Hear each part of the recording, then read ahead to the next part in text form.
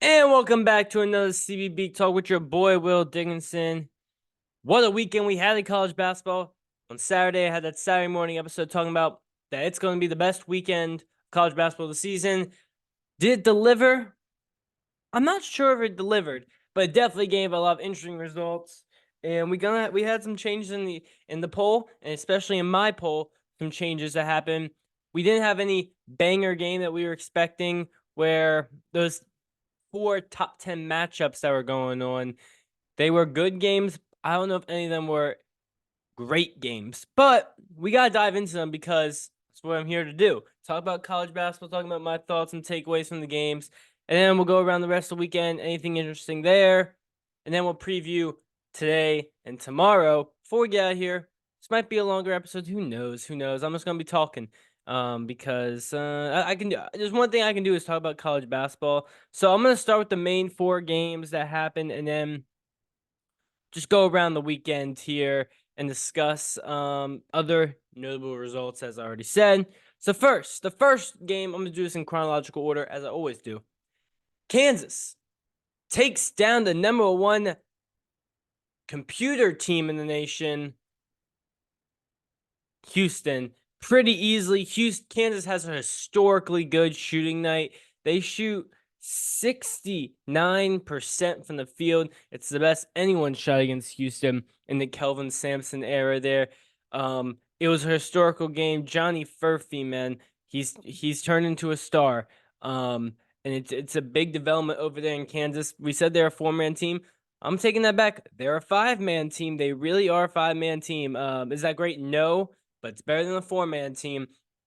Hunter Dickinson, solid. Kevin McCullough missed 1 shot. Their starters missed,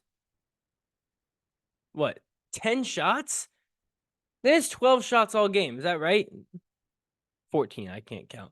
They missed 14 shots all game, which is, I didn't see Jaquel Power. And yeah, they missed 14 shots all game.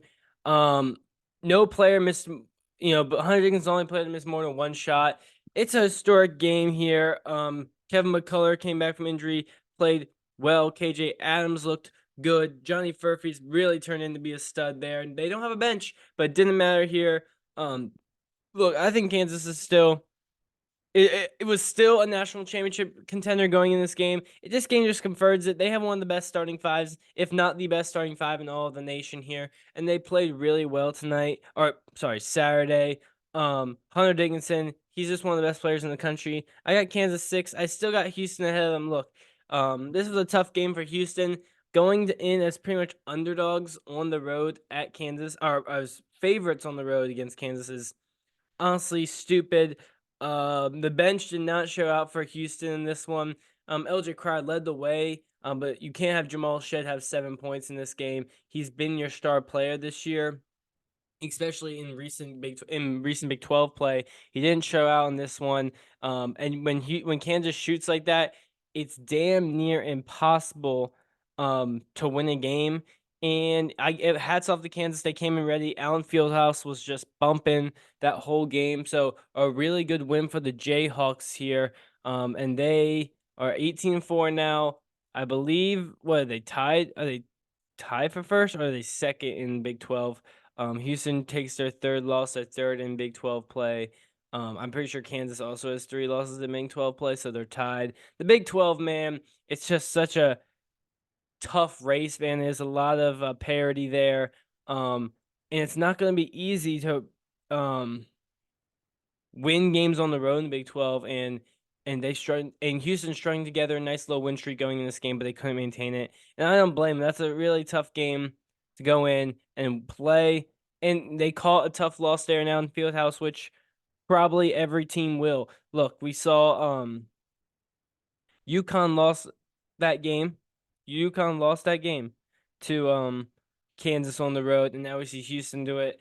Not many people are going to be able to go in and be winning out in Fieldhouse. I don't think anyone's done that this year, so I don't blame Houston whatsoever.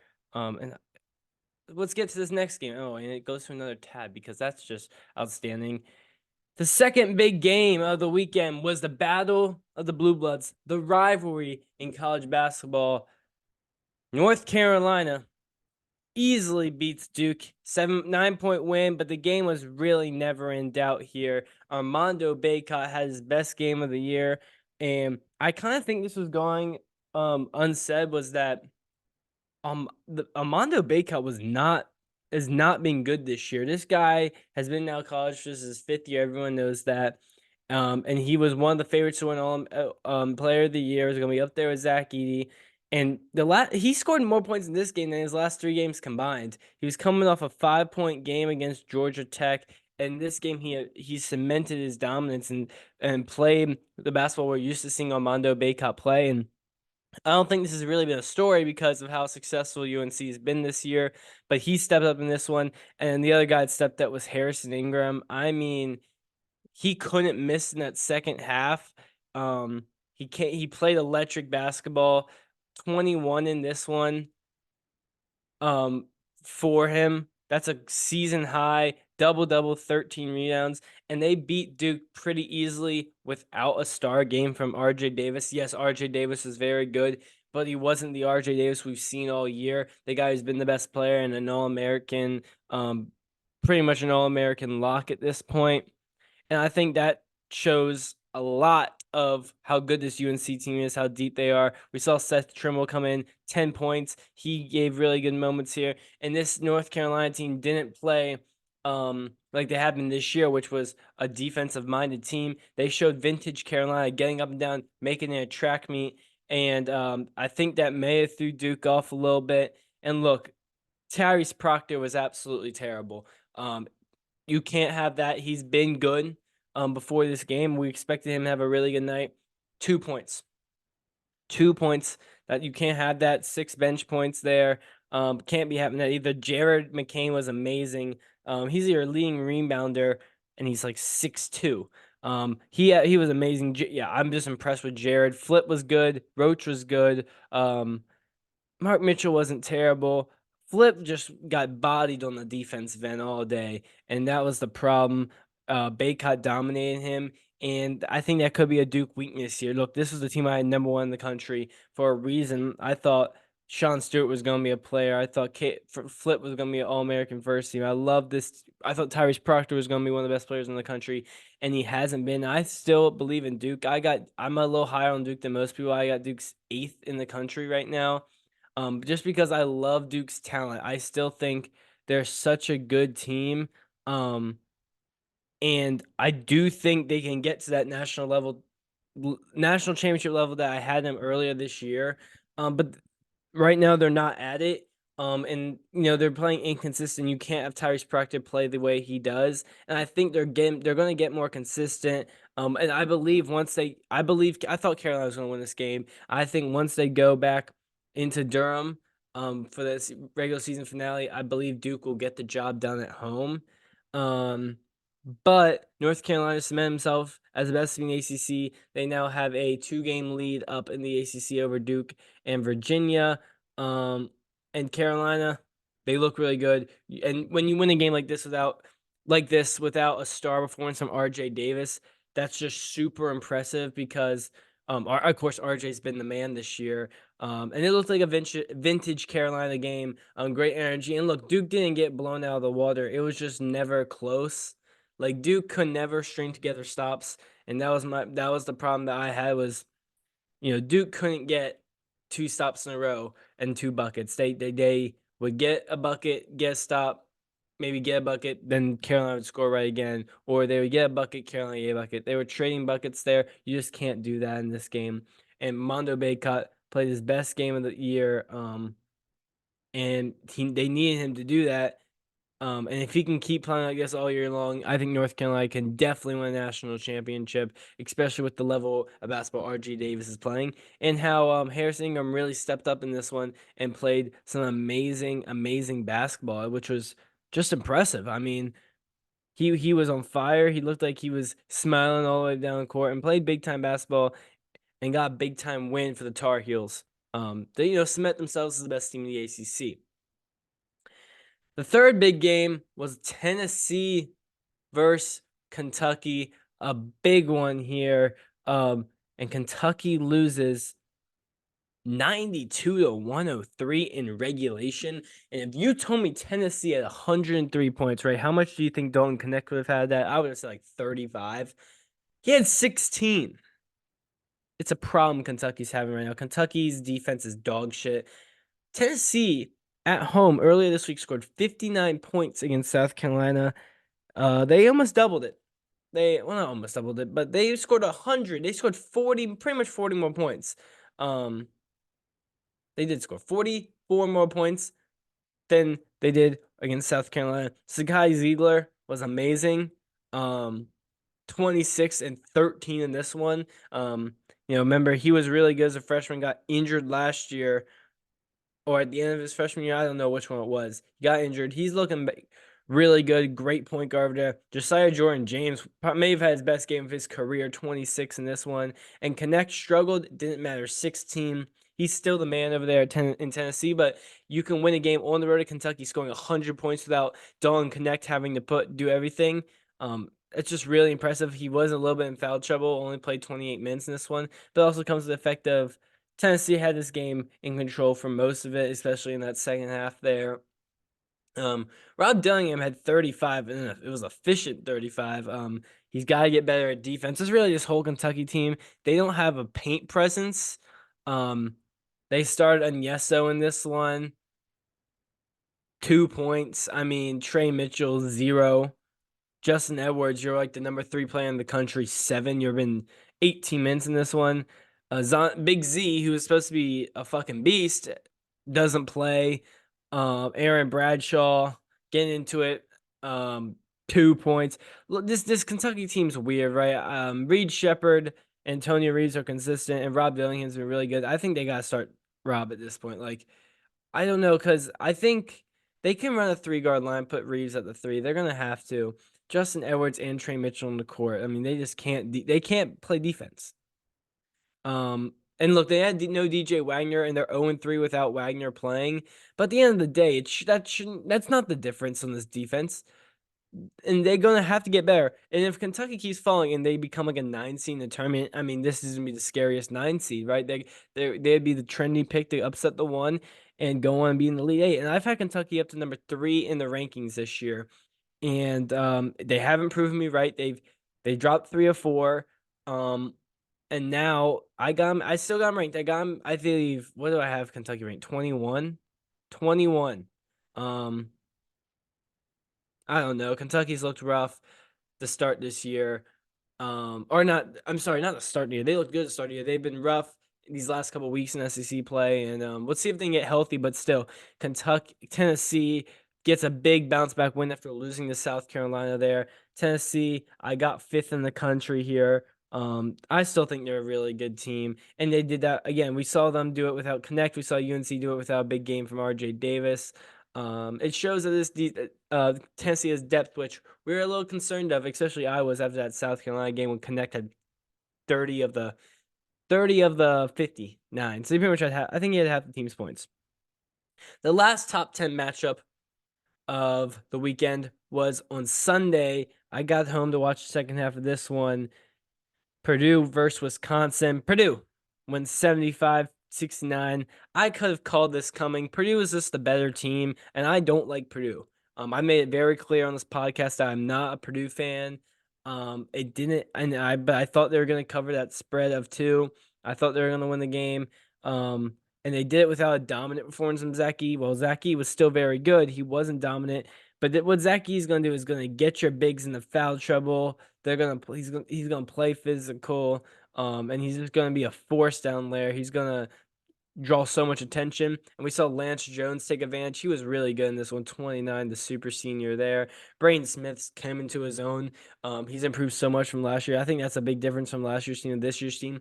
Consistent guard play. Smith and Lawyer, a year older, playing better. And in Wisconsin, they just didn't have it this game. They couldn't shoot the ball, especially in the second half. They didn't make 1 3. Look at this total from 3. 3 of 19. Yeah, you just can't win a game in 3 for 19 with 3. And it wasn't like Purdue was on fire too. Lance Jones hit all the threes for Purdue. But Look, Tyler Wall was good. He had a lot of good hustle plays there. I had 20 in this one. AJ Storr, though, you can't have your best player have 14 this one. AJ Storr is their best player. I'll stand on that he is. But really good win for Purdue. I saw this coming. And here's the thing about Purdue. I was thinking about this while I was in the car listening to the Ion College Basketball Podcast. They were talking about who's the better national championship contender, Purdue or UConn. I think it's UConn, and here's my reason. Every national championship that I can remember, except that UNC team in 2017, had a lottery pick on that roster, and I'm pretty sure that UNC team didn't, because that UNC team was Joel Berry, Justin. I don't think Justin Jackson was a lottery. Theo Pinson, Luke May. That was not a lottery play on that team. But we've seen every other team that won the national championship. We have a lottery pick like last year. Last year last year was Jordan Hawkins. The year before, Ochai Agbaji. The year before, Davion Mitchell. The year before that was COVID. The year before that, DeAndre Hunter.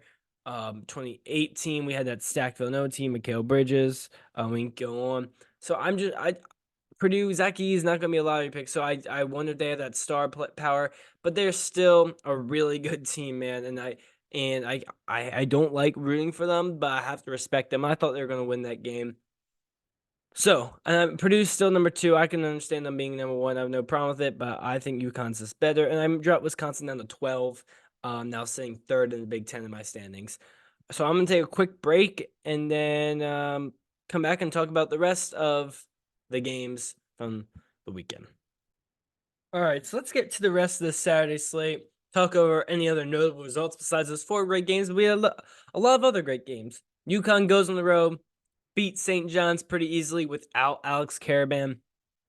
Further cements them being the best team in the country. Cam Spencer, 23. What an addition from Rutgers. He's been great this year. But Stefan Castle stepped up, and that's why I think UConn can be a national championship contender, because it looks like Stefan Castle is going to be a lottery pick. I think Alex Caravan can be a first-round pick. I do think Donovan Clayton can be a first-round pick. And UConn's done it without with players missing time this year, including all 3 of those players have missed time. And they continue to roll. St. John's fading. They've really struggled of recent, and a NCAA tournament in year 1 under Rick Pitino is in question greatly. I don't know what I'm trying to say. Miami, good win. Miami, you go and play tonight. We can talk about that in a little bit. But Miami, big game tonight. I'll just talk about that later. South Carolina, road win against Georgia pretty easily. On South Carolina, I got them 14th in the country in the poll this week. They went from unranked to 15th, so it showed how much they were missing on South Carolina last week. But a 2-0 week with 2 road wins. Yeah, South Carolina's legit. 19-3. Man, it's good to see Lamont Pierce doing this for South Carolina. Struggled last year. There was a bad year, but this year they've really overcome all the haters, all the doubters there, and they're on their way to an NCAA tournament, unless things go incredibly south. Marquette continues to roll. Marquette's fully back. I got him 7th in the nation. Sure, Georgetown, that's not a great win, but Cam Jones, who's been struggling a little bit this year, 31 in this one. And I know they're a little injured. They lost Sean Jones for the year, but Marquette's playing their best basketball right now. That's no doubt. Northwestern taking an L at Minnesota. Minnesota's a sneaky 5-5 in the Big Ten. They won't be a tournament team, but that's a game where Northwestern, you just have to try to pull out and win. They go 0-2 this week. 2 road games granted, but I think Northwestern will be on that bubble this year, kind of like last year. Horns up, sadly. Texas gets a road win at TCU. I don't know what to do with TCU. I got him 25th, but maybe I'm dumb. Maybe I should have Indiana State. I really debate. I might change this. Right now, I have TCU still ranked. I love TCU's roster. I really do, but they take a L this week. Good win for Texas there. Max Asmus went on a crazy run to finish out the game. He's been one of the most clutch players in the country, and he's been the man over there. I've been saying that a lot, but he's that guy over there in Austin. He's been the leader of that team. And yeah, Texas is a weird team, but they're probably going to be NCAA tournament team at the end of the day. So good win. I will never say hook 'em, but we can say horns up. We'll give them a little horns up, but just a small one. Just small. I'm not giving you too much respect, Texas. Somehow Virginia's good. Um, I don't claim to be a Virginia fan anymore. I've got older to now. I'm not going to Virginia next year, and I'm gonna have to release that fandomhood or that fandom. But I'll pull for them, but I'm not a fan anymore. But a really good win. Jacob Grooves was amazing in this one. 17 in this one, hit threes, and Reese Beekman's been the guy. Reese Beekman has stepped up and played really good basketball recent. I do have his under tonight. But Virginia's playing good. They won 6 in a row. They have a big game tonight against Miami. I think that game's the third best team in the ACC. I still believe in Miami, but Virginia, if you win this game, they got a nice little schedule adding up. Tony Bennett turned his season around and is heading towards an NCAA tournament because the ACC, man, it's weak. It's weak. San Diego State gets an easy win over Utah State. Utah State's third loss of the year. Not too surprised here. Jay Powell stepped up, the transfer from Campbell, 16 in this one. Jalen Ledee had a good game there, and Ozabor was really the only player to have a decent game over there for Utah State. Really going for the Aztecs. The Aztecs are a team that's been in and out so many times in my rankings, and they're back in at 24. And I moved Utah State down to 17. So I got 2 Mountain West teams in, with New Mexico just out. The Mountain West is a weird conference, but I do think that San Diego State's going to be a team in the NCAA tournament. Utah State will be in the NCAA tournament. New Mexico, I think, will be in the NCAA tournament. And we'll see with Boise State or Colorado State. Both those are also good teams.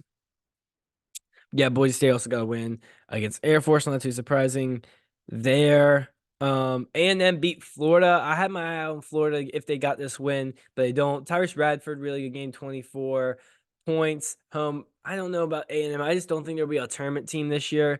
But they have some good wins, and they gotta keep winning home games. And now they gotta start getting road wins here if they want to be in the NCAA tournament. Home wins is the minimum now that they need to get. Oklahoma lost. I've been out in Oklahoma. They're fading. Porter Mosier's team, got off to a really hot start, but I think they've got their competition is caught up. And UCF is a dangerous team at home, and they've proved it this year. They have big time wins. Houston, or did they beat Houston?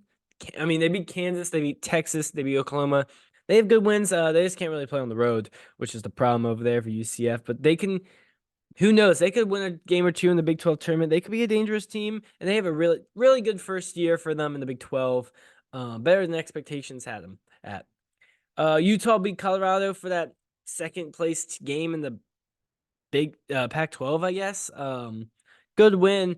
I don't know how many Pac-12 teams make the tournament. My guess is 2. Maybe Utah is that second team, but man, the Pac-12 is ass. Michigan State, good win over Maryland here. Man, Jameer Young at 31 out of the 54. Yeah, that's a problem. That's a real problem over there for Maryland. They're a one-player team there. Michigan State, finally, I think they're getting that stride back, and I believe we'll see Tom Izzo in the tournament once again. Not surprised there, but good game from Malik Hall. He had 19 in this one. Tyson Walker's still been super good this year. I think Michigan State's hitting that stride. They weren't as good, obviously, as all of us expecting them to be, but I think they're going to be getting back to that top 25 level in the next couple weeks. Auburn goes on the road and gets their first quad one win at Ole Miss. I think Ole Miss is still a good team, but had to move them out of my top 25 there. Good win for Auburn to prove they're legit. I moved Auburn up to 16, moved Ole Miss out of my rankings here. You can't get dominated. You can't give up 56 points in the second half there. Jalen Williams was good. They had like 5 or 6 players in double digits for Auburn there. Adam Flanagan had a good 20-point game against his former university, but wasn't enough to get the win there.